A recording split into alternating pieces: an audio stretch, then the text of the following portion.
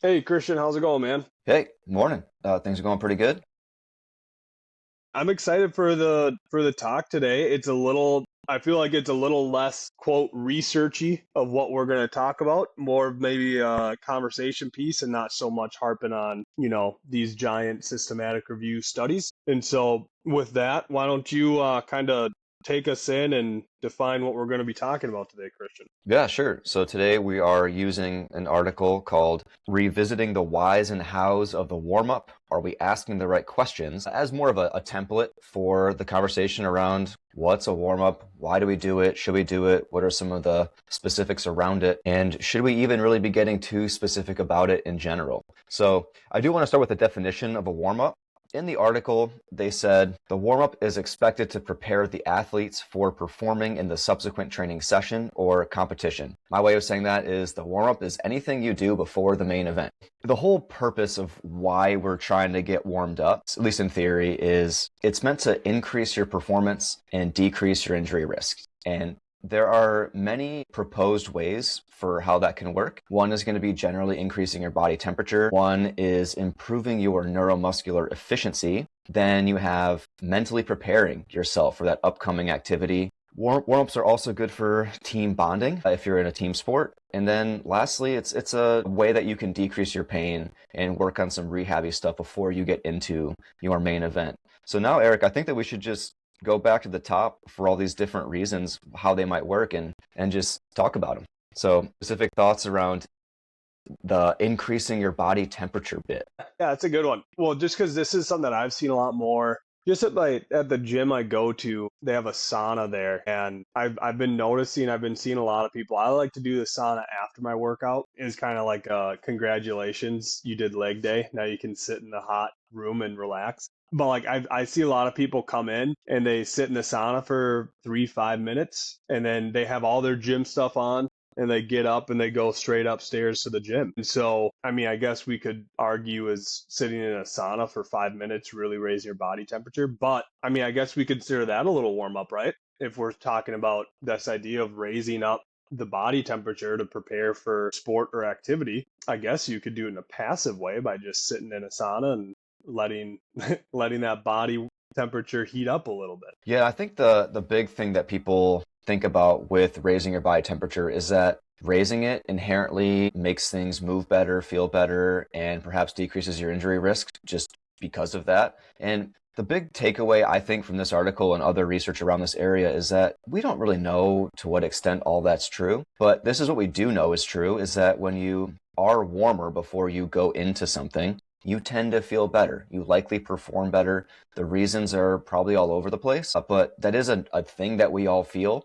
If you try to do a max effort squat when you're freaking cold, it's not going to go well. But if you go into the sauna first, or you just like jump on a bike for a while, do your squat sets ahead of time, then you go into a heavy squat and you're warm, maybe you got some sweats on, whatever it is, you're going to feel a lot better about that set. And so there's something that happens there that I think is definitely relevant and real. But how hot do you have to get? What means do you have to take to get there? It probably doesn't matter a whole lot, honestly. I would agree. I think that kind of like your example about the squat, I think one of the things you talked about too was the mental preparation side of it.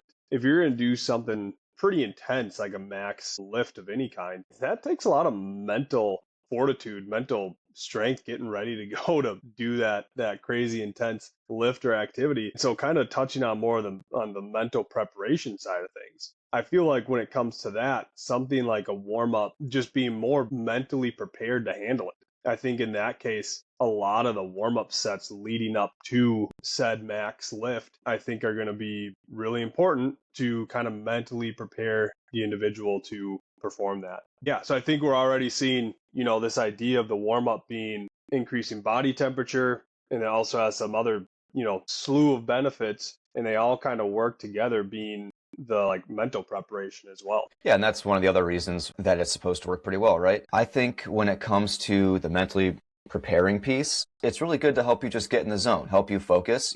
Like you now are in this carved out time slot for you to focus on this thing you have coming up, whether you're a high school athlete playing soccer or you're dad age like us, just trying to squat heavy. You got to get in the right mindset. You got to put work behind you. focus on what's right in front of you and just start going through the movements to get your head wrapped around what's about to happen. And I think when you do that and you feel that stuff begin to play out in the warm-up, you get more confident, things feel like they're grooving a bit better. And I know for sure that makes me feel like I can perform to a higher level. Whether that's placebo effect or there's some real physiological thing happening, I don't really care. I just know it works. And that's partly why I do it.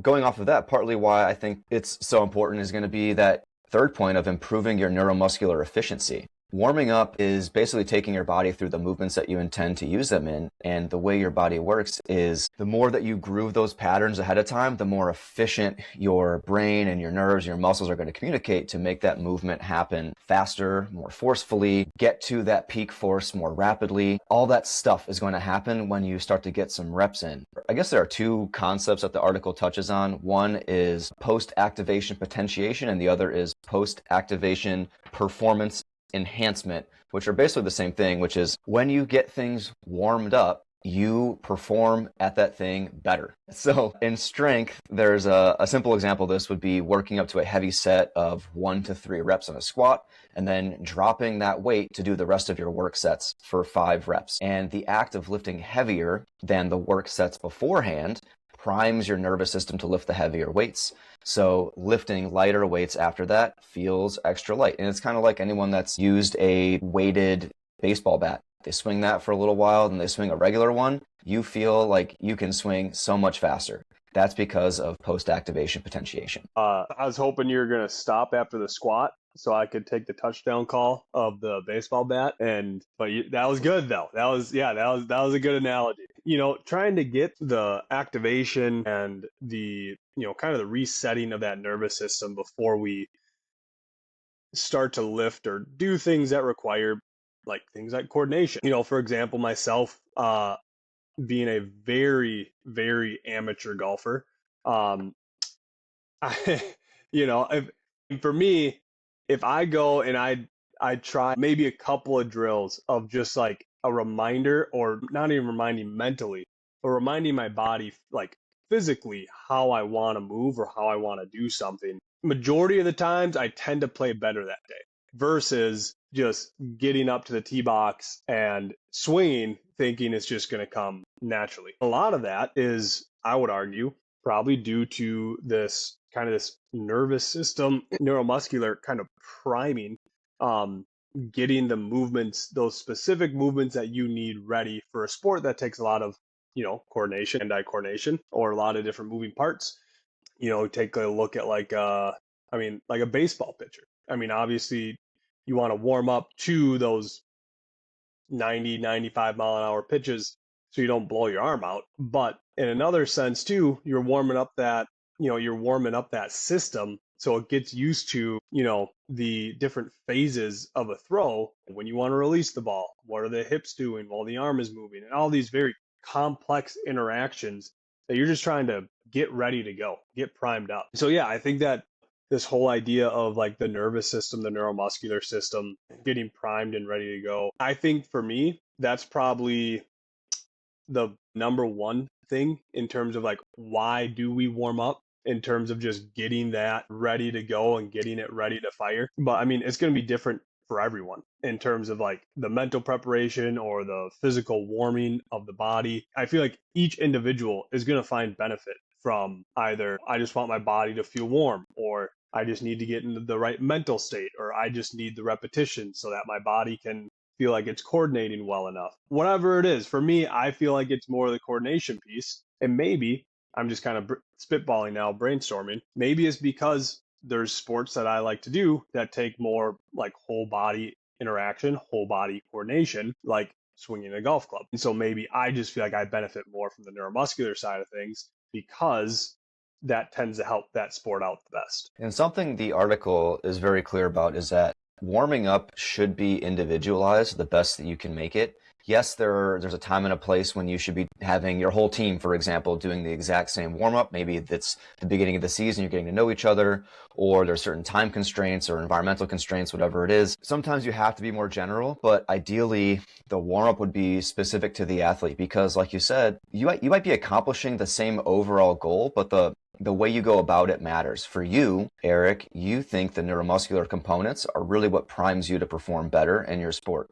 Other people might say it is just getting warm in general. That makes them feel really good. Other people might say it's having that ritual where they go through this step-by-step process of doing XYZ in this order. That ritual gets their mind right around the activity. Now they feel like they're focused, they're in the zone. Other people might be like, oh, my shoulder hurts. It's kind of sore with this thing, and I like to spend extra time getting my shoulder going with whatever movements there are. And when my shoulder begins to feel better, I now feel ready to play. Or others are saying it's the team bonding. They just like being with their buddies, and whenever they're out there having a good time with their buddies, they feel like they're ready to perform because they might be more motivated by helping their team thrive. All these different things are all happening all at the same time, just to varying levels. And it seems like each person needs to focus on whichever ones mean the most to them whenever they can. And then one more thing that you said earlier about warming up for a baseball pitcher. Maybe they need to warm up to those 80, 90 mile per hour pitches so they don't throw their arm out.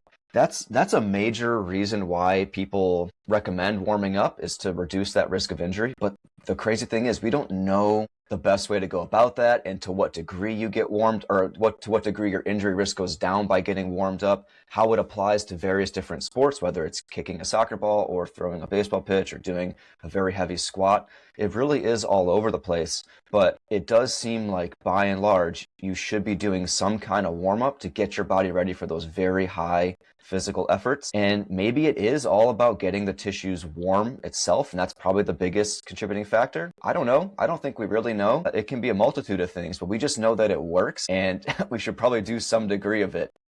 And that's going to be one of the things we talk about in a moment, is going to be how should that warm-up be structured? How long should it be? How hard should you be working out during it? What are some of those key components of it? We don't really know how or why or if the warm-ups even truly do prevent injury, right? I've seen people discussing, physical therapists discussing this idea, like, oh, you want to warm up before you run? How about you just go start running and then you're going to get warmed up, that type of a thing. I don't think we need to spend 20 minutes trying to activate our glutes because our glutes are asleep from sitting all day. I agree. I don't think we need to do that. I think your glutes, if you go start running, they're going to be ready to go. This idea of like none of it matters. We shouldn't care about the warm up. If you're gonna go do something, just go do it. There's no like real proof in the literature that it does prevent injuries from occurring. But the other thing that I remember, I don't know if you know this individual, Andy Galpin, who's like a muscle physiologist. I remember watching one of his videos, and he was discussing how, like, absolutely we want to go with the science, like 9 times out of 10, but it's a continuum, right? And on one end of the continuum is our, big systematic reviews, meta-analyses telling us how we should practice and what we should do. On the other end, it's the theoretical evidence of how we think something might work. And in the video, he encouraged not to just throw out that end of theoretical ideas behind why something might work. Just because it's not proven right now doesn't mean that it still couldn't have benefit or still couldn't be true. I think it's a little bit somewhere in the middle, as most things are. I don't think it's we should just throw everything out. The warm up is pointless. It doesn't show that it actually prevents significant injury reduction from doing these different movements or warm up routines beforehand. But I also think that we should try and like just go with some of the, like, we think it does this, we think it does that. And in general, people tend to feel better when they do it. Which brings me to my point that we talked about before the podcast, Christian, is after reading the article, I felt a little bit of like, man, are we having these discussions around all these different points about the warm up? Like, are we crying over spilled milk a little bit here in terms of like the warm up it doesn't cost anything, should be relatively short. Maybe get to wherever you need to be 5 minutes beforehand to do a warm up. And we'll discuss about how long it should be. It doesn't take that long to do. And it's generally safe unless you have some very major apparent injury that we want to try to avoid certain things with. I would say 9 out of 10 people can go do a warm up and it's not going to put them at risk to be hurt. So it's cheap, it takes a little time, and it's very safe to do. We're talking about these ideas of it prevents injury. No, it doesn't. You should do this. No, you should do that. All these little things. Look, you're putting in minimal collateral up front to do this for potential benefits while you're performing the sport. Because you're putting in so minimal up front, why don't you just go do it for 5 minutes and get a good warm up in, get mentally prepared? If you want to believe theoretically it's causing this and this to happen in the body, which is going to cause injury prevention, great. Because you know what? If we know about things like low back pain, if you think that it's going to help, it's going to get you better. Same with, I'm guessing, something like a warm up. If you think the warm up is going to help you perform at your sport, I would put money down that you're probably going to perform better at your sport. I didn't think I was going to get that heated in a warm up rant, but I forget my original point. I think we might be crying a little bit over spilled milk. If you want to warm up, go do a warm up. Well, I agree with you. There's a lot of research actually in sport performance around how rituals improve your performance, no matter what it is. Let's say it's golf. If you fix your hat a certain way, you fix your glove, you get your feet set just the right way, you do that every single time. When you follow your strict rituals that you've developed over time on your own, they make you perform better. It's just a fact. And so the warm-up can be that time where you create your own ritual to prime your body for that performance. And whether it's one or all five of the 5 reasons we mentioned earlier, it doesn't really matter. It's doing the thing, it's making you better, and you should definitely do it. It's just how long, how much, we'll get into that in a moment. Yeah.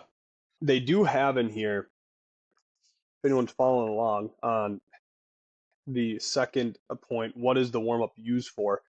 They throw in this idea of additionally, the warm-up could help athletes who have pain and discomfort. In such cases, perform specific exercises in the routine to alleviate unwanted symptoms. I feel like this is diving a little bit more into the PT side of stuff. And so I was like, I want to talk about this. Because this isn't spilled milk. Very possibly for some people, like if they have like PFPS or something like that, and in this, they discuss doing like plus 70% max of like isometric knee extensions to reduce knee pain. I bet you if you have some people with PFPS, they come in before their workout, before their sport, and they do some, pretty heavy loading to that knee into the quadriceps. Yeah, I bet you they reduce their pain during sport. Some of them probably do. But in this case, they reference one article, and I'm like, what is this article saying? So I went and looked at it, and the article was a study of 6 individuals, so not a super strong research study when it comes to number of participants.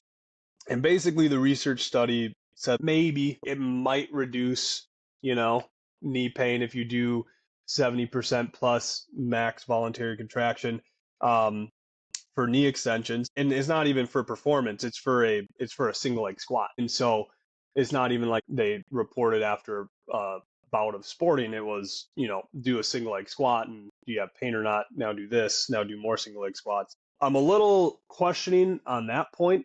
Again, I bet you if you took some people that had knee pain and you did this, they probably would feel better. But I would be hesitant to say for certain that majority of people are going to have reduced pain or discomfort if they do this type of a warm up, just because like there is so much when we talk about this, so many different levels to what part of the body is painful, what type of warm up are we doing, how severe is their injury. The list keeps going on, and I feel like it's very hard to try and quantify kind of an end to that mean in terms of these warm ups are going to help reduce pain and discomfort during a bout of activity. Now, if it was, I have DOMs, and you want to do a warm up to get rid of those DOMs a little bit, I totally agree. I think that's more than likely going to do the trick. But again, just a little hesitant to say that the warm up is going to alleviate symptoms for individuals while they're playing their activity or sport or practice or lift. Yeah, at some point, just do the rehab completely in its entirety before or after the sporting event or on a separate day. You don't need to try to combine both all the time, because you'll probably just not have enough resources to do a good job for both. Yeah, so if you have a little ache and pain here or there and you want to do some quote unquote rehabby type things during a warm up for 1 to 3 or 5 minutes at most, fine. But if you're doing 3 sets of tempo leg extensions of 10 for 3-minute rest in between, and your 10 minutes goes by and you're just now getting started with your sport or whatever you're doing, maybe you should just rehab in a different session, because this is It's too much all at once. But that's getting into the weeds. So let's talk about how the article goes into how to implement a warm-up.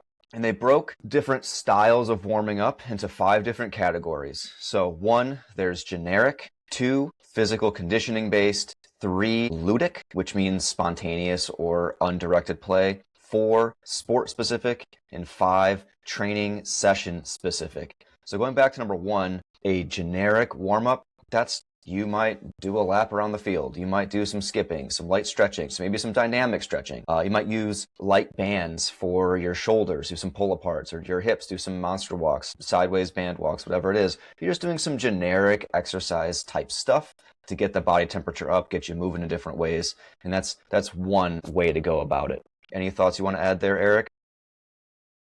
Yeah, I mean, I think that's definitely one way to go about it. It's a great way to go about it. I think just quick little jog, just get the body moving a little bit. Perfect. Love it. When you're running, you're not just using your legs, torso's involved, arms are moving a little bit.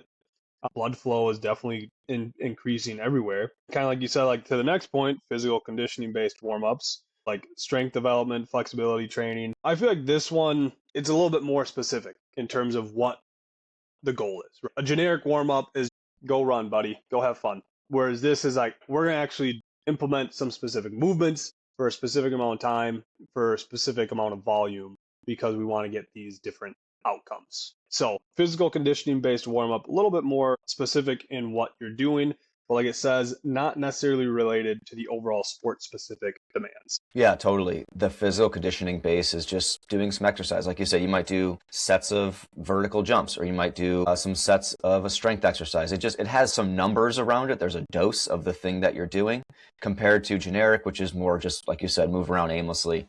But physical conditioning base is not quite as specific as doing ball handling drills before you play soccer. That's a little more sport specific. So number 3 is ludic, which again was spontaneous or undirected play. I actually like this one a lot. It's my favorite one. It's so fun, and I think it's honestly underrated. And here are some reasons why I think that. Ludic incorporates a lot of good concepts of motor learning, such as increased motivation because the athlete gets to choose what they want to do, which often feels better than being told what to do all the time. It gives the athletes a chance to work on other skills, and we know that having a diverse skill set can have carryover to other sports. For example, multi-sport athletes generally perform better and have a lower risk of injury than a single sport athlete. This also likely causes athletes to move in a variety of ways that are similar and dissimilar to their sport. So that seems to confer a decreased injury risk because you are stressing the body in different ways or stressing different parts of your body in different ways than you normally do. And that helps distribute the overall workload around your body, which seems to be helpful for injury risk reduction. I know we're going to talk about this here in a second, but I personally love ludic warm-ups. For me, yesterday I did, before leg day, I squatted I just did 4 sets of 5 and then did some RDLs, some Peterson squats, etc. It was a pretty aggressive leg day. And for 15 minutes beforehand, I just shot a basketball around and ran after that thing all around the court because I'm not good, so I miss. So the ball goes everywhere and I have to run after it. And you know what? I was wearing a sweatshirt while I did it. I could feel my body temperature rising. And I was having fun while doing it. I was jamming out to some music. I was like the only one in the gym. I'm just like enjoying the hell out of it before I have to go hate my life while I'm lifting, 300 pounds on my back, which, people listening might be like, that's not even that much. But for me, it's a lot, So I'm thinking like this is enjoyment before I have to go and actually do what I want to do today. I don't know, dude. I love ludic warm-up. I didn't know that that's what this was called before I read the article. And now I'm like, this is my favorite thing ever. Yeah, well, and also, like you said, you touched on, you're getting your body temperature up, you're getting mentally prepared, you're having fun, so maybe it's raising your spirits. Maybe you playing basketball is working on a little bit of knee ache you have, you're just getting the knees a little limber, but it's also increasing your neuromuscular efficiency. If you're doing some jump shots, doing some layups, you're getting some jumping in, which is going to prime your nervous system for your legs to produce maximal power eventually if you try to use it maximally. All those things you can argue are helping to carry over into your squat a little bit, but just generally giving you a good ritual to use to get your body ready to go. And you found what's working for you in that moment, and I think that's super cool. So yeah, ludic is great. And I think it's especially useful for younger athletes because they need to play. They need to explore. It's fun for everyone, but especially for youngins. Yep, I would agree. And then going on from there, sports specific warm ups, like going back to your soccer analogy, if you're getting ready to try and do, work on different like soccer drills, soccer movements, quicker movements, etc., working on things like dribbling, passing, that type of stuff. Just getting ready for the sport you're going to play. This goes back to the golf thing. I'm not trying to practice my form tackling for football on the golf course. No, I have a golf club in my hand and I'm going through the swing. That's very sport specific to the warm up. I mean, I guess another thing could be I don't really give two craps about ankle dorsiflexion when I'm trying to get my T-spine to not be so dang tight because that's more specific to the golf swing. And then lastly, training session specific warm up. So not only sport specific, but just specific to the ensuing training session. After I got done doing my ludic warm up yesterday, when I was at the squat rack, I was also working a little bit into like a deep squat with very light weight and just getting the body ready to perform that movement. So it's not really like any sport specific thing. It's just today I'm squatting, so I'm going to get the body ready to squat. Yeah, exactly. That's probably the best example I would give too for the training session specific one is you're doing the thing you intend to do, but in an incredibly similar way or exactly the same way with lighter weights, maybe a slower pace, normal warm-up sets in a barbell back squat that you do before you get to your actual work sets. And all 5 of these methods work. It's just figuring out which mix of them works for you or for your athlete. And it's going to change. It might change day to day, week to week, month to month, whatever time frame. It's going to float around a bit. And I encourage people to explore different styles and see what feels better for them. At some point, you're going to get bored of training specific stuff and you're going to go to maybe more ludic, like you said, shoot a basketball around before your squat session, get warm. Don't just stretch your quads and do some band work and do tons of squat sets ahead of time. Mix it up. Yeah, exactly. And I think that leads in nicely to what we wanted to discuss towards the end too, which is how we like to warm up. And this whole idea of mixing it up, absolutely. My warm-ups generally are based on like almost more of a time restriction. If I show up to the gym and I only have 40, there's no messing around here. There's no sauna after today. There's nothing like that. I got to be in and out 45 minutes. I generally don't even warm up. I jump on the treadmill and I just start jogging. I start at a little bit slower of a pace, get the heart rate up and whatnot, but I generally don't like spend a whole lot of time on the warm up on those days. Now, days like yesterday when I got time, yeah, I do a ludic warm up. I'm doing a training session specific warm up, probably even doing a little bit of just a generic warm up. So there's some days where I might have a little bit more time to program in some different types of warm ups versus other days when I'm a little bit more time restricted. It's just we just got to get in there and and get after it. So yeah, I think for me, like I've alluded to, ludic warm up is definitely my most favorite. But when it comes to getting ready for like a big lift or some type of activity that I want to be good at, and then yeah, I might do something more like a sport specific or training session specific warm up.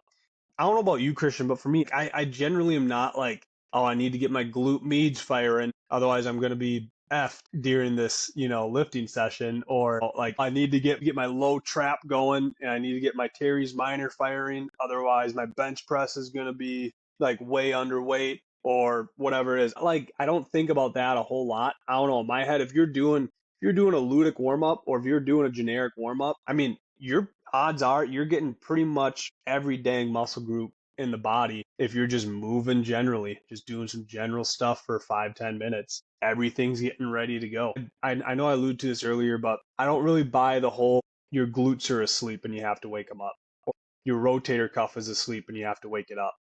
You didn't have a spinal cord injury. Your nerves are connected to it. Those things can work. So it's just a little bit of getting them primed in whatever way you want. Yeah, just getting things feeling better, feeling right.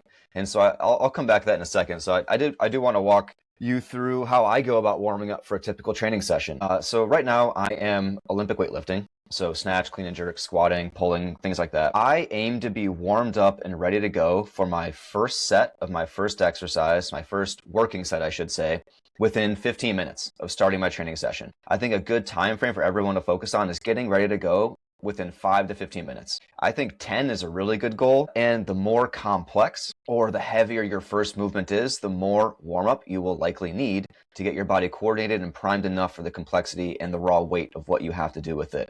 So if your first exercise is bicep curls for sets of 10 to 15, okay, you could probably be there in 5 minutes, all right? But if your first exercise is a 9 RPE back squat single, all right, that might take you 10 or 15 minutes, depending on how strong you are. Or maybe you're a little beat up from you just worked out the day before. Okay, it might take you an extra few minutes to get the knees loose. So my goals of getting warmed up are just get my body generally ready for the first movement of that workout. And while doing that, I am also working on different kinks my body has. So for example, some things that I feel right now, my right shoulder is a little sticky with my overhead position. It just feels like it's not as loose as my left. So I try to adjust that while I'm getting moving. I also feel like my right shoulder is a little bit less coordinated when it comes to packing my shoulders when I'm getting ready to pull a bar off the ground. So I work on just getting that going as I'm using the bar. I also have some adductor pain on my right side and just trying to get that hip a little bit looser.